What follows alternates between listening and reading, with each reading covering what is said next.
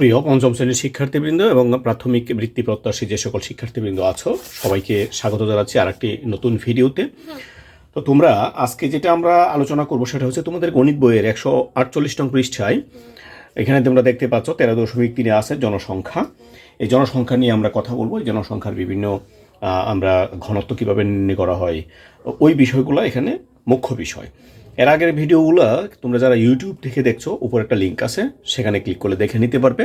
আর যারা Facebook page থেকে দেখছো তারা অবশ্যই ফেসবুক পেজে একটু ঘুরে আসলে তোমরা সিরিয়ালি দেখতে পাবে। আচ্ছা, এখানে দেখি কি বলছে, 2011 সালের জরিপ অনুযায়ী বাংলাদেশের জনসংখ্যা প্রায় 14,23,00,000। এটা কত সাল? 2011 সাল। এখন আছে কত? এখন হচ্ছে আমাদের 2025 সাল।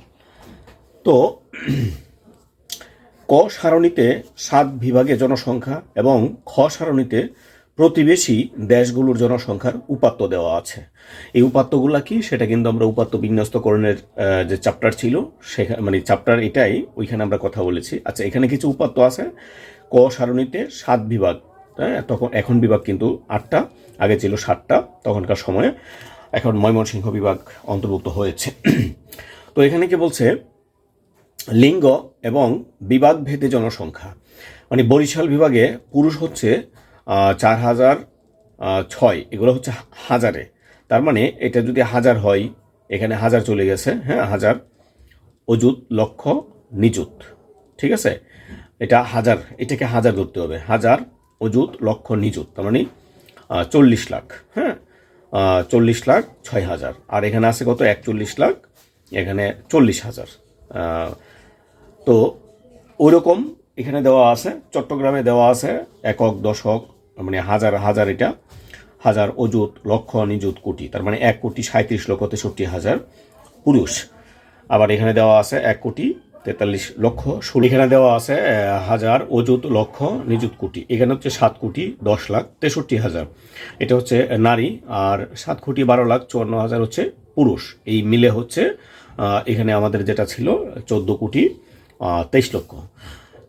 তো এখানে এটা আমাদের বিভাগ ভেদে আমাদের বাংলাদেশের হিসাব দেওয়া আছে। আর 2010 সালে বাংলাদেশের প্রতিবেশী যে দেশসমূহ আছে ওইখানকার জনসংখ্যা, যেমন থাইল্যান্ডে 2010 সালে ছিল 6,18,00,000, মায়ানমারে ছিল 5,05,00,000, শ্রীলঙ্কা ছিল 2,04,00,000, বাংলাদেশ 14,23,00,000, ভারত 121,45,00,000, মালয়েশিয়া 2,79,00,000, নেপাল 2,99,00,000, পাকিস্তান 18,48,00,000, সিঙ্গাপুর মাত্র 48,00,000। এটা ছিল আমাদের টোটাল এই সারণীটা। এই সারণীটা আমাদের কাজে লাগবে, দুইটা উপাত্তগুলো আমাদের কাজে লাগবে। তো আমরা এর নিচে একটা প্রশ্ন আছে, আমরা প্রশ্নটা একটু খেয়াল করি।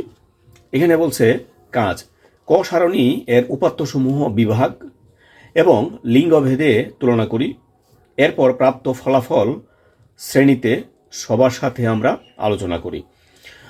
তো এখানে যে আলোচনাটা হয়েছে, আলোচনাটা বলছে কি, খুলনার তুলনায় ঢাকার জনসংখ্যা 3 গুণ। আমরা যদি এখানে দেখি, এই যে খুলনা হচ্ছে মাত্র কত, 1000 অযুত লক্ষ 77 লক্ষ, তাই না? 77 লক্ষ। আর ঢাকাতে কত আছে? 1000 অযুত লক্ষ নিযুত কোটি, 2,38,00,000। তার মানে এটার প্রায় 3 গুণের চেয়ে বেশি হচ্ছে ঢাকায়। তো এইরকম। তো এরপরে কি বলছে, আমরা যদি আরেকটা দেখি, কিছু বিভাগে বেশি সংখ্যক নারী থাকলেও মোট জনসংখ্যায় নারী। তো এখানে কিছু বিভাগে বেশি সংখ্যক নারী থাকলেও মোট জনসংখ্যায় নারীর সংখ্যা কম। এটা আমরা এখানে দেখতে পেলাম যে বরিশাল বিভাগে নারী বেশি ছিল, নারীর সংখ্যা। চট্টগ্রাম বিভাগে নারীর সংখ্যা বেশি ছিল।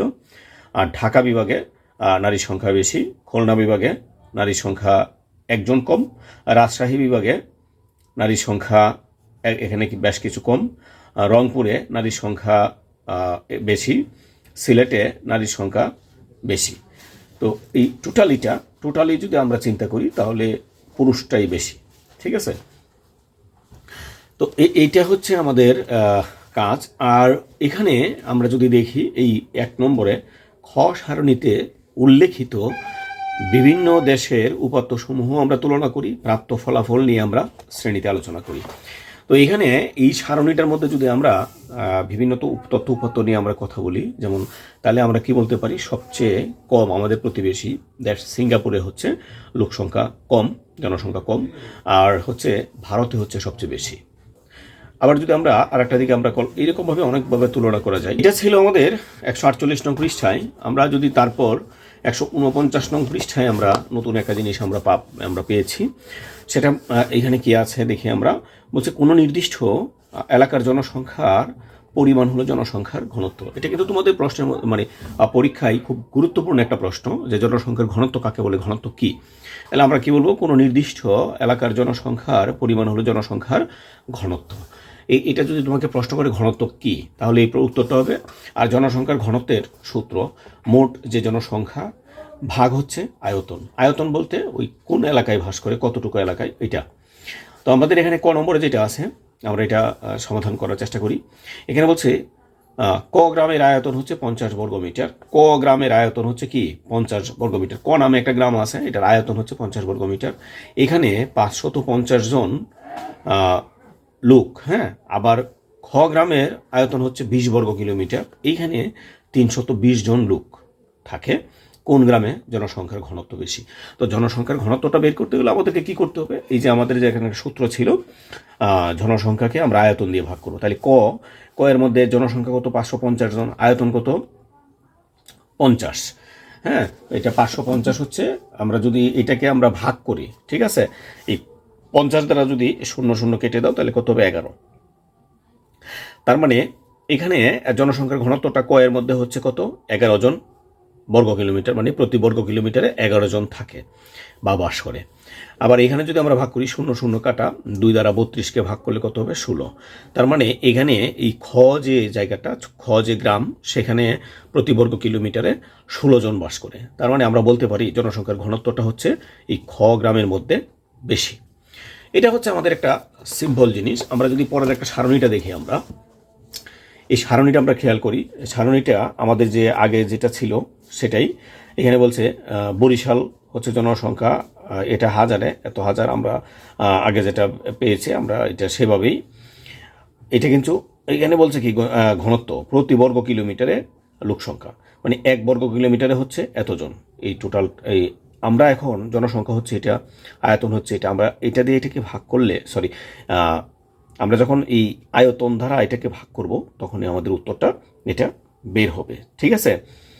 তো আয়তন এখানে আছে, এটা আমরা যদি এটা দ্বারা আমরা এটাকে ভাগ করি, তাহলে বর্গ কিলোমিটার আছে, এটা হাজার আছে। হাজার বলতে এখানে কত আছে, হাজার, অযুত, লক্ষ, নিযুত।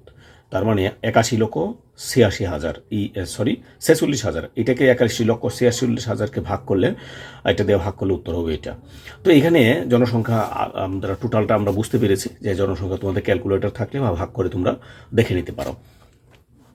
তো এখানে বলছে কি, আমাদের একটা প্রশ্ন হচ্ছে, এখানে কোন বিভাগের জনসংখ্যা সবচেয়ে বেশি। তাহলে কোন বিভাগের জনসংখ্যা সবচেয়ে বেশি, আমরা যদি এখানে দেখি, জনসংখ্যা হচ্ছে এই বিভাগে বেশি, ঢাকা বিভাগে, তাই না। এখানে প্রায় হাজার, অযুত, লক্ষ, নিযুত, কোটি, 4,67,00,000, 29,000।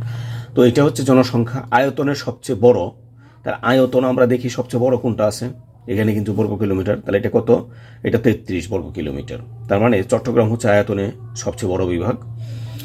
জনসংখ্যার ঘনত্বের সবচেয়ে বেশি কোনটা, এখানে যদি আমরা দেখি, এটা কত আছে, 1007 জন প্রতি বর্গ কিলোমিটারে বাস করে। তাহলে সরি, এইটা ঢাকায় 1502 জন। 2 নম্বরে একটা প্রশ্ন রয়েছে। 2 নম্বরের প্রশ্নটা বলছে, খুলনার যে জনসংখ্যা সিলেটের চেয়ে বেশি, কিন্তু খুলনার জনসংখ্যার ঘনত্ব সিলেটের চেয়ে কম হওয়ার কারণ আলোচনা করি। তাহলে জনসংখ্যার ঘনত্ব কম কেন হবে? আয়তন বেশি, লোক সংখ্যা কম বা জনসংখ্যা কম, তাই এটা হয়েছে, ঠিক আছে। আমরা যদি দেখি, খুলনা আছে হাজার, অযুত, লক্ষ, নিযুত, কোটি, 1,55,63,000। আর সিলেটে কত আছে, সিলেট আছে মাত্র 1,000, অযুত, লক্ষ, নিযুত, মানে 98 লক্ষ। তার মানে বেশি, হ্যাঁ। কিন্তু এখানে আমরা যদি দেখি আয়তনটা কত, খুলনার আয়তনটা হচ্ছে 22,272, আর সিলেটের আয়তনটা হচ্ছে 12,596। আমরা তাহলে এটার আয়তন বেশি, লোক বেশি আছে, ঠিক আছে, আয়তন বেশি, যে কারণে এর গণসংখ্যা ঘনত্ব কম সিলেটের তুলনায়। আচ্ছা, 3 নম্বর যে প্রশ্নটা আছে, কোন বিভাগে মাথাপিছু জমির পরিমাণ বেশি? যেই বিভাগে জনসংখ্যার ঘনত্ব কম সেই বিভাগে মাথাপিছু জমির পরিমাণ বেশি। তাহলে আমরা যদি এখানে দেখি ঘনত্ব কত আছে, ঘনত্ব এখানে আছে 613, এটাই সবচেয়ে ছোট। তার মানে এখানে হচ্ছে প্রতি বর্গ কিলোমিটারে 613 জন বসবাস করে, তাই এখানে হচ্ছে জমির পরিমাণ মাথাপিছু বেশি। এটা ছিল আমাদের জনসংখ্যার ঘনত্ব নিয়ে, জনসংখ্যা নিয়ে টোটাল আলোচনাটা।